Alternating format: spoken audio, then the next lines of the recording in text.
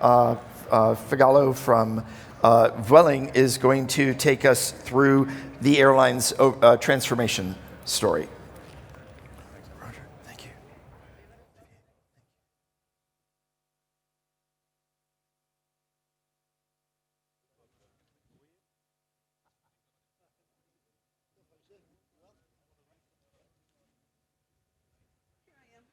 I couldn't get through the crowds.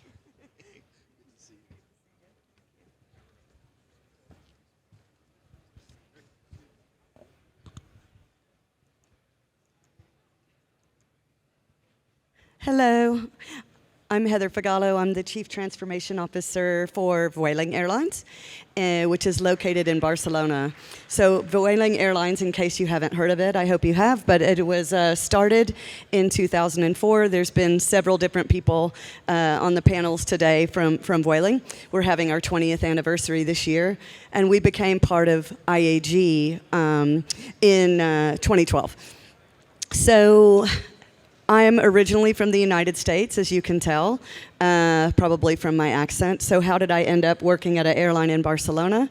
My husband and I went on vacation in 2018 and had the opportunity to experience Mallorca and Barcelona and all of the beauty in Spain. And as we were taking off and leaving, I said, we're going to move here. And so at the time, I was working at Southwest Airlines, and I had some contacts that had moved to Spain, and I got in touch with them. And lo and behold, at the end of 2019, we relocated to Barcelona, and I started working in Vueling. So as you can imagine, just a couple of months later, the COVID crisis began. So we were in quite shock, right? Because we had moved from a pretty comfortable position in the United States to a totally new country with a new language, with a new company. And then as COVID hit and became a crisis for the travel industry, we were quite worried, right, that we had moved to a place that was having a very serious impact from travel. And, so at the same time, I, being the transformation person, was a little bit excited about the challenge, right? Because at Vueling, everyone kind of took this challenge of COVID and all of the effect that it was having on the industry and all of the things that were really, really scary at the moment, combined with a lot of changes that were happening in customer behaviors, right? But customers were becoming more demanding, and so there had been this big sort of digital revolution that was happening right at the time of 2019. Then COVID hit, and all of a sudden everything shifted from do all of these really progressive customer features that have been talked about on stage, and it was really about going back to the basics, getting back to safety, making sure that we were getting people where they needed to go, the way they needed to get there in a very, very safe manner, and it became much more locked down and regulated. So, from the operation perspective, we were really, really challenged to slow things down, but we actually took it as an opportunity while we had the moment that the operation was so quiet and so slow, we took it as a moment of reflection, and instead of being afraid of what was happening and just trying to survive, we thought about this as a moment that we could actually really reflect on who we wanted to be and where we wanted to be when the moment came that the pandemic was going to be over. And so we spent a lot of time thinking about how do we want to show up once the pandemic is over, and what do we actually need to transform, and what do we need to change. So the decision was made, kind of change everything, right? So as we went through all of the different areas of the business, the way I describe the transformation at Vueling is kind of like glitter or like sand, like you come home from the beach and somehow sand has gotten everywhere, you can't hide from it, This is kind of how the transformation is like the transformation is in every part of Vueling, every area of the business. There's, whether you're back of the house, customer facing, whether you're in the operation, it doesn't matter. The transformation is there for you, and it's a way for us to have a way of life where we're changing things. So the first thing that we decided that we needed to do was actually set the strategic direction for the company, what we wanted to see Vueling be like, and get alignment around those things. So we created a mission statement. So we went off site in a very safe, COVID appropriate meeting, and we decided, how do we want to look when we come out of this thing, and why do we exist? So when we talk about the mission, we think of it as like a 50-year or more. Like someday we'll come back and we'll all be retired, and this will still be the reason that Vueling exists, right? So we love connecting people and places. Hopefully all airlines love doing that. And we love creating value for our shareholders, employees, customers, and the society while we're shaping our future in a very, very sustainable way, right? So we came up with these words. Every single one of the words has a very thoughtful meaning, and they're put in a certain order because this is the way we want to deliver the mission. So if this is what we do, right, on a broader scale, then what are we going to do in the next 3 to 5 years to make sure that we're on the right track to get here? So from here, we created the vision, right? And I personally love the vision because the last 2 words of the vision very selfishly help support me in my job, right? So our vision was to be the leading low-cost carrier in all the markets that we choose to serve, unlocking our full potential with Vueling Transform. The reason I really do love this vision statement is because it does a couple of things. One is it's broad enough that we can have some flexibility and we can kind of tighten it as we tighten the focus. But it's also directionally sound, right, so that we can give it to all of the teams and they kind of know where we're headed. And then finally, it gives everybody the vehicle that we are going to use to create that transformation, right? So Vueling Transform is the name of our transformation portfolio. And as you talk about it around the office, I always say, okay, raise your hand if you've heard of Vueling Transform, and everybody raises their hand. So that makes me really happy because we all know we're working on the same program to achieve our vision. So the next question that came was, how are we going to behave, and what are we going to do, and what are the actions that we're going to take to make this come to life, and what's the culture that we want to embed in our employees? So we came up with our values, and every single one of our values are action-oriented, so they start with make it, you know. So we want to make it happen, which is kind of our code word for agility. We want to make it better, which is a little bit of a code word for continuous improvement and always making things better. And then, of course, being in the airline industry, we have to make things safe. Cost-focused, because we're a low-cost carrier, right?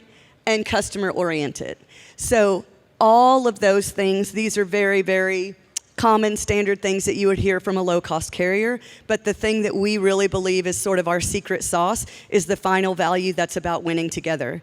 When you are in an airline, the complexity and the intricacies of how every department affects every other department, I think is very profound and probably more than a lot of other industries. So my favorite value, and the one that we focused on the most, is really to win together. Because if we're all working together and we understand the vision and we understand the mission of the company, we can move together very, very elegantly, right? So to go through a couple of examples of how we have brought these to life, right? So as part of the transformation, when we talk about make it happen, I'm very fortunate that we have a great technology team that had already been embedding agility best practices and whatnot into the company for about 4 years.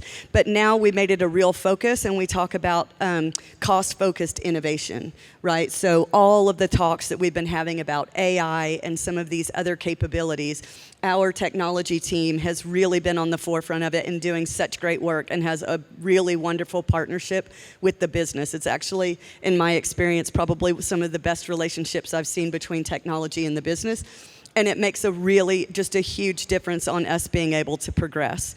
So we worked on a lot of things during COVID that we are actually putting into practice now that have helped us quite a lot. So I think some folks on a panel earlier mentioned the IAG Artificial Intelligence Innovation Lab is actually quite close to our office. So we work with them in partnership and exchange knowledge on algorithms and things like that around predictive maintenance, predicting demand, predicting no-shows, predicting a lot of things. We spend a lot of time predicting, and then we spend a lot of time optimizing. So in our major cost areas, our major cost levers, like maintenance and handling, fleet, and some of the other things, fuel, we spend a lot of time optimizing, right? So this is really about putting in the hands of our employees the decision support that they need to support a low-cost culture, right? So really, in our DNA, like we said, we're only 20-year-old airline.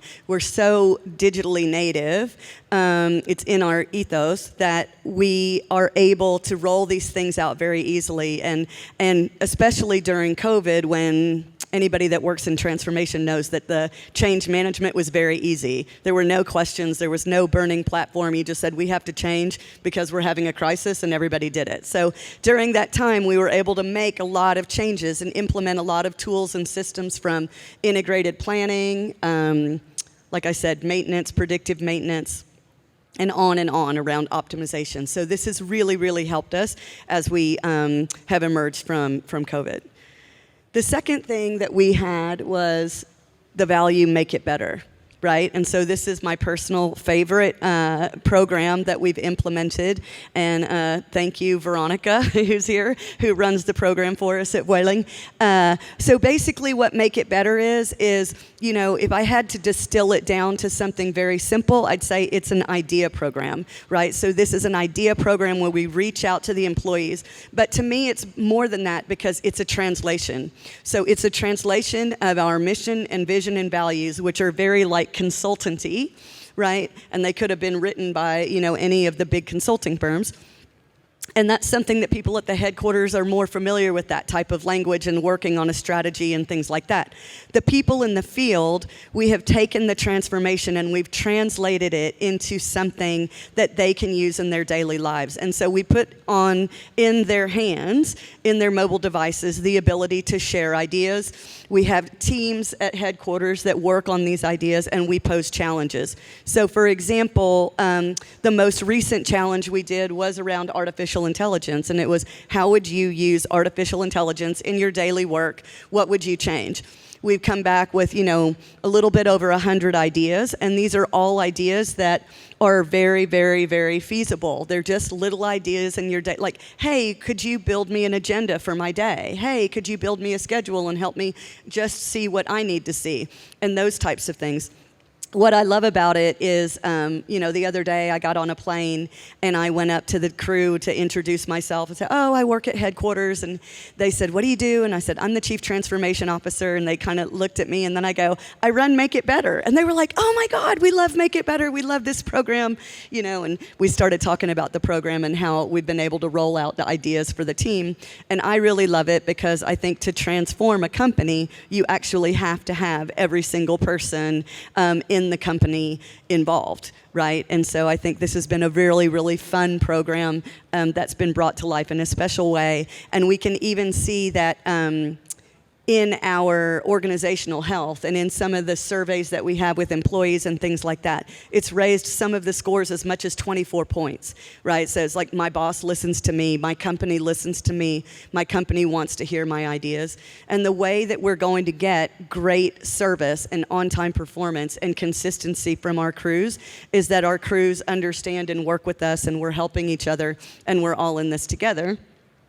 Which leads me to our final value that I wanted to talk about, right? So this win together, it seems obvious, but what I love about having this as a value is that it brings into the culture and into the language of the organization the idea that we have to collaborate, right? So on Monday of this week, we actually had a Transformation Away Day. And all of the teams were getting up and presenting their materials for 2025 and what work they need to have done in 2025. And one of the questions we would ask them is, do you have the support you need from the rest of the organization to get this done? What can we do to build your confidence that you can achieve the transformation? And you could have made a drinking game out of the time how many people said win together.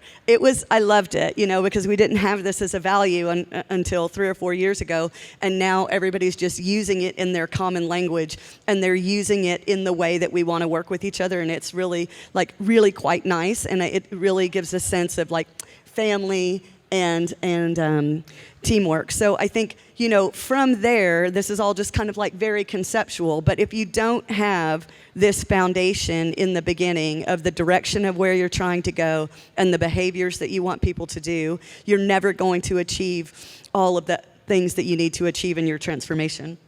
So finally, let me see, it's not clicking, but it's okay. When we talk about transformation at Vueling, all the time I get this question every year, when is the transformation over? I'm like, well, never, right? So we like to think about the transformation not as a program, not as a project, not as a stop and start. There's a really nice quote I love that says, the future is a direction, not a destination. Right? So if you think about us always being on the path of transformation, it's never over. I mean, as soon as we figure out sustainable aviation fuels or whatever, there's going to be like something right behind that that's just the next thing, and you always have to stay in front, especially in such a competitive industry. So we've had a lot of fun at Vueling over the last 5 years. It's been tough, as everybody knows in the industry, but I think having this structure in place and these values and having everybody aligned against a common vision to achieve our transformation has really helped. So hopefully this helps you all.